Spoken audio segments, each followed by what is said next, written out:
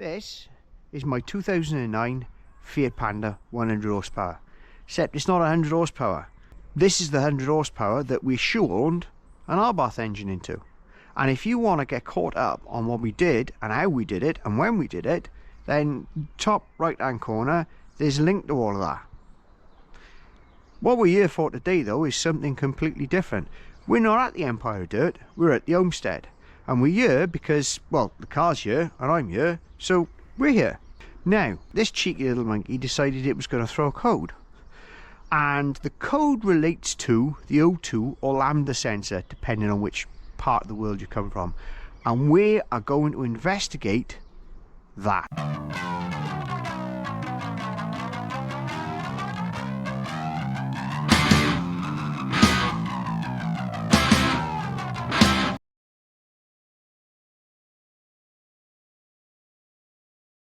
Right, so the first thing we're going to do is we are going to just run it up and see what we got.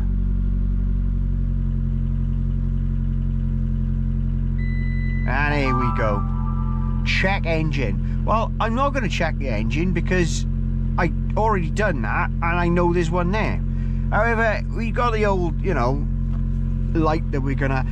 how we're going to, you know, investigate this, I'm going to use the top-on top scan, which is a cracking little device and not affiliated or sponsored in any way.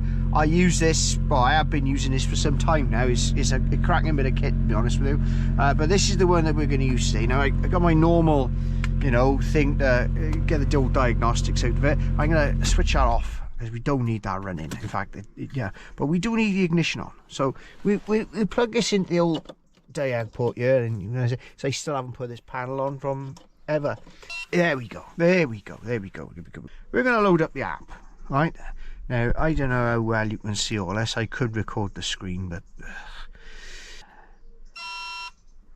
Alright, calm down. It's just connected up. So, go to Diagnostics. Because we've got a Fiat Panda with a Bravo ECU and an Abarth engine in, it requires a little bit of fine-tuning. If, say, for instance, you were doing this on any other car, or say, for instance, you're doing it on a 500, because I suppose it would be more pertinent in terms of that. But if you were doing this, then you'd select, you know, Abarth. But I'm going to go for Fiat because it's still a Bravo ECU, and we've got to do manual because it won't read the VIN, and we go to others, and we go Bravo. There we go. Turbo, yeah, because that's what the ECU is from, right? Okay, so I'm not saying you use this, but this is what I'm using. So, right, SCAD. Now, there's the ECU on the top. So all these other modules, 9/10 of them are not fitted here. So, but we can do this, right? And it's connecting up to the ECU, and here we go. Just check it's all there. Yeah, that's fantastic, brilliant. Right, so DCTs.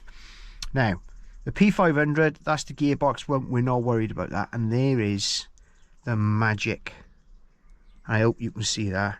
There you go. P0141, preheating resistance, downstream of catalyst, open circuit intermittent. Well, there you go. First of all, you get something like this, and what I would do is I would clear the codes. Right, no trouble codes, confirm. Read DCTs, no, all gone. Right, so now I'm going to switch this off, and I'm going to switch it back on, and we're going to start the car. And there we go. Code's gone. Brilliant. So that's great. Normally you'd run away, you'd be fine, you'd drive off and there'd be no, you know, and the P500 code isn't going to come back until it senses movement, right? And I'm not worried about that one, but I bet you, right, that if I do this now, and it might take a little while because we've disconnected and reconnected.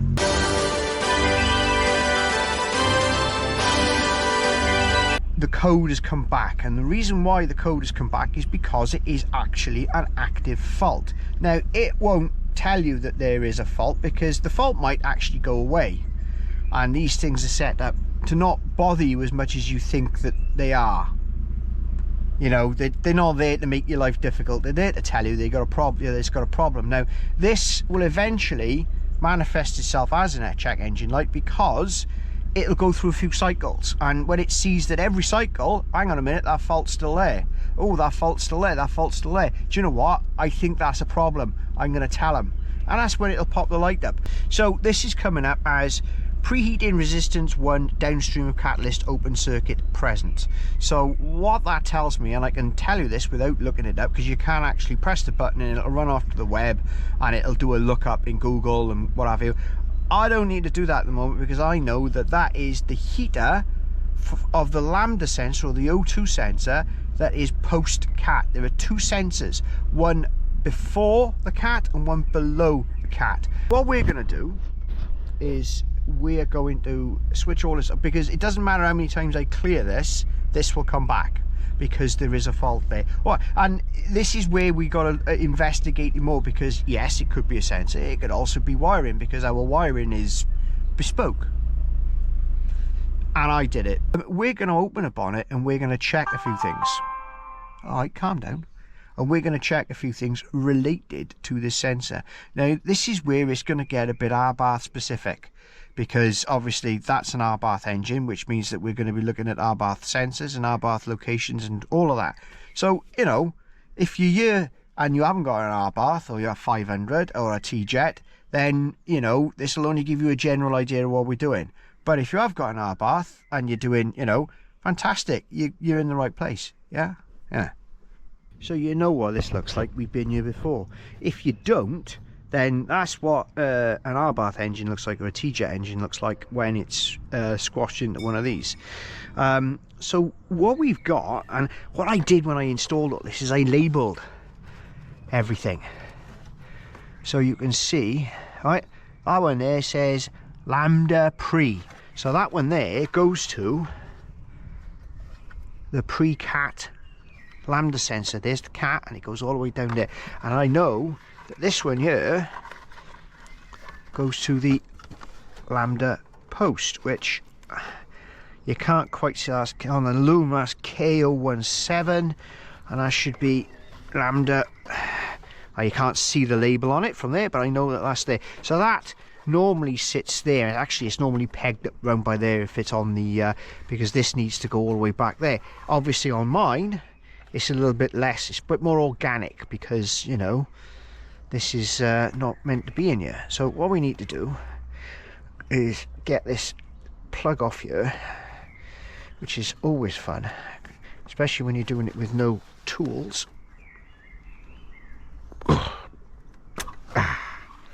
Colours probably doesn't matter, because it's either going to be the heater on it is either going to be those two or those two. Now, my experience tells me, and if you look on it, that the grey and the black are usually the actual sensor lines, whereas the red and the white are usually the heater lines. Now, how do we know this for definite?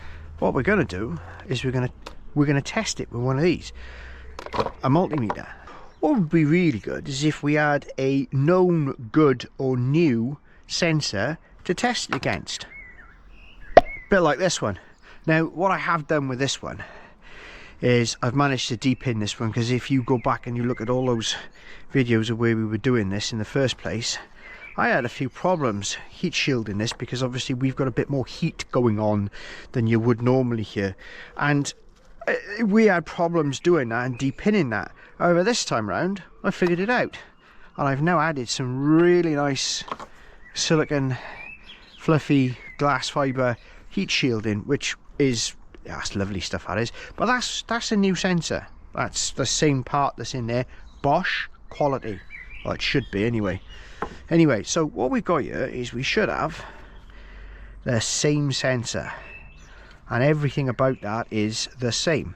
So I said that we are going to be looking at either one of these, and I think it's the white and the red. We've set that the old Wi-Fi signal, you know, that's what we're looking for. What that means is that when you do this, when they contact, or it gets continuity, so in other words direct contact between those two, it does that. So you can, you know, sort of, yeah, you know what I mean, you can even, you know, yeah, because this earth, yeah, I got it, yeah, okay. So on the new sensor, what I would be expecting is that if this works, or if this is correct, yeah, and we should get a reading. And there you go. 3.3. Don't know what the relevance is to that because I can't find any specs anyway. But that there tells me that there's a contact. So that's probably the heating and the heating element, and that probably, because obviously it's out the box, brand new. So let's have a look at this one then, and we'll do the same that we got with this one, and just test. There you go. Yeah, fine. So that is now on white. There we go, and that. Nothing, absolutely nothing. So there is a good likelihood that that is knackered. Now I'm not saying that the sensor is knackered. A simple yes or no, binary, digital, whatever you want to call it, is telling me that that isn't working. That heating part of that sensor is knackered. So what we're going to do now, because we've already got a new sensor with nice new heat shielding on it and everything, is we're going to have to get in there, we're going to have to unscrew the sensor, plug in a new one, and replace it. Which shouldn't be too difficult really, should it? No. Let's have a crack.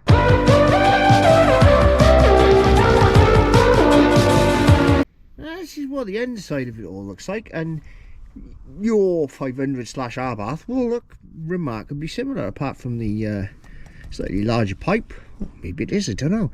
Either way, that is the sensor in question. Now, we've unattached it from the top, and the reason why is because it's going to spin. So we need to have that unattached down here so it can spin unimpeded. Now, some people will say that you need a proper socket to do all this.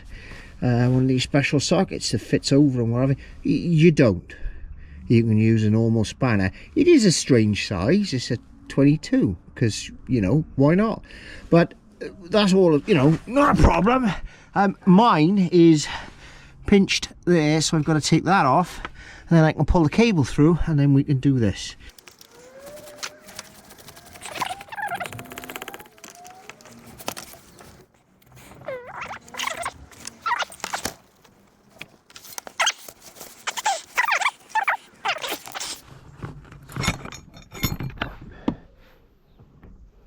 $22.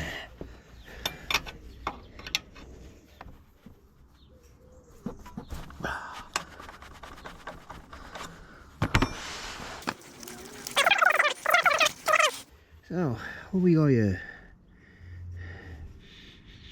Condensation. We could test it, but yeah. So, out with that one, and in with this one.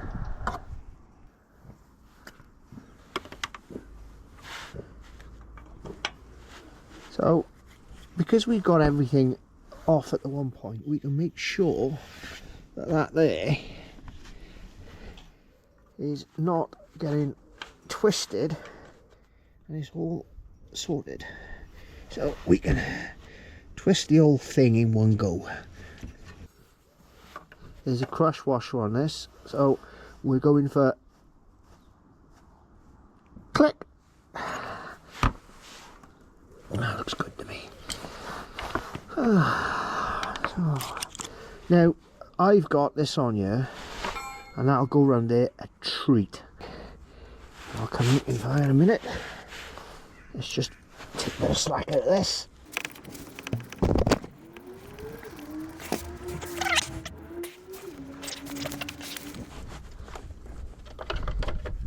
Right. Okay, let's go top side.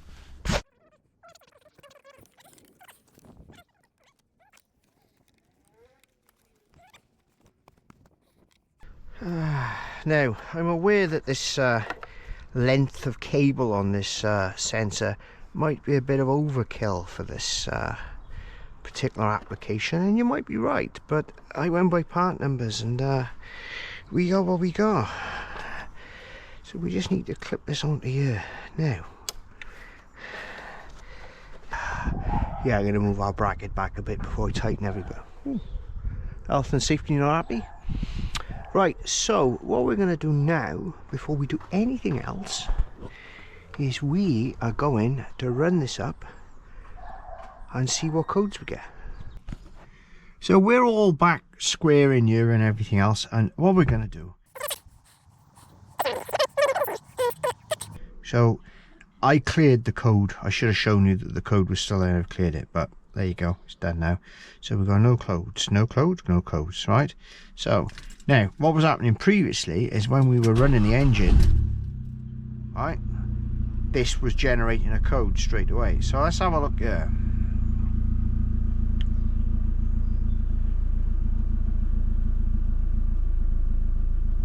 Well, I'm good with that. There we go.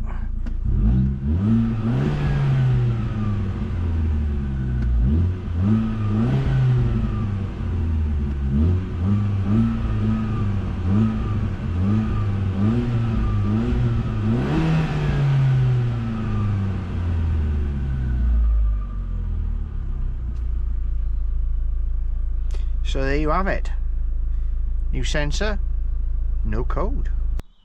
So another way of doing this, or checking this, is to actually test the thing. Now if I run this downstream, what should happen when I run this test is it will tell me a test being performed, and that's arbitrary. But what it will do, if it fails or if it doesn't work as it should, as expected, it will definitely pop the code now. So we come back out of this, and back out of that, read those, nothing. So it's working. So it wasn't the wiring, it was the actual sensor, which is great news. It's not so good news from the point of view that that was a proper Bosch sensor that was fitted, and it was less than a year old, and it's done less than 5,000 miles. Yeah, alright, it's had a few hot suppers, but you know, that's a bit disappointing. Might have been something we did, who knows? But all we know right now is that it is actually working. So we're all looking good, purring like a kitten as it normally does.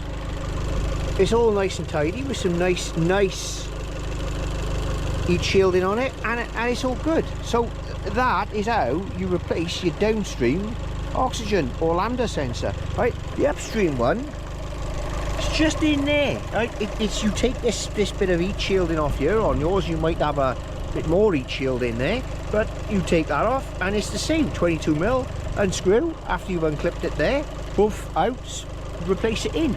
This whole thing probably takes less than an hour, you know, and if you were like me, you don't even need to know what you're doing. It's just, you know, just replacing a part. And like I said, we've got everything good. The computer has said yes, code hasn't come back, it's all good. Now if you like watching all of this, and you know, you were interested in how we did this, and you know, have a look, etc., it's all up there. But please do like and do subscribe, because like I said, 90% of you are not subscribed, and we do lots more than this. More projects coming up, you know. Anyway, have a good one. See you on the flip side. It's alright, that.